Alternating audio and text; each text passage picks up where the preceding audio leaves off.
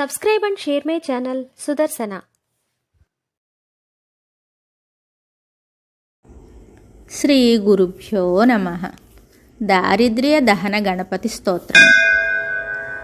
సువర్ణవర్ణ సుందరం సితైకదంతబంధురం గృహీతపాశమంకుశం వరప్రదాభయప్రదం చతుర్భుజం త్రిలోచనం భుజంగమోపవీతినం ప్రఫుల్లవారిజాసనం భజామి సింధురాననం.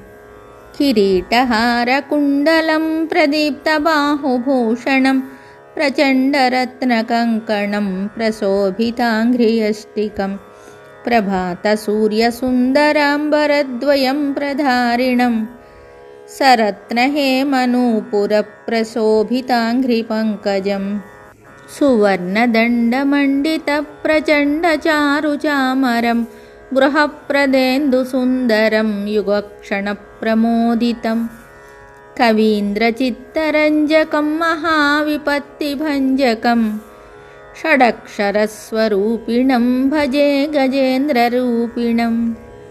విరించి విష్ణువందితం విరూపలోచనస్తుతం గిరీశదర్శనేచ్ఛయా సమర్పితం పరాంబయ నిరంతరం సురాసురైః సుపుత్రవామలోచనైః మహామఖేష్టకర్మసు స్మృతం భజామి తుందిలం.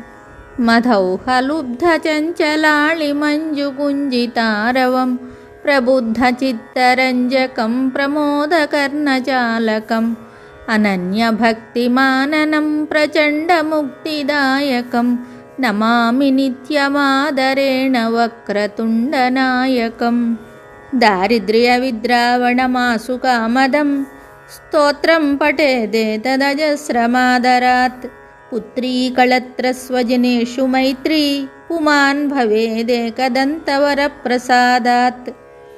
దారిద్ర్యమును నాశనము చేయునది, కోర్కెలు తీర్చునది అయిన ఈ దారిద్ర్య దహన గణపతి స్తోత్రమును భక్తి శ్రద్ధలతో చదివినవారు వారి పుత్రికలు, భార్య, బంధువులు అందరితో స్నేహమును పొంది నిశ్చయముగా ఏకదంతుని వరప్రసాదమున సుఖములను పొందుతారు. ఇది శ్రీమత్ శంకరాచార్య విరచిత దారిద్ర్య విద్రావణ గణపతి స్తోత్రం సంపూర్ణం. శుభం. Subscribe and share my channel Sudarsana.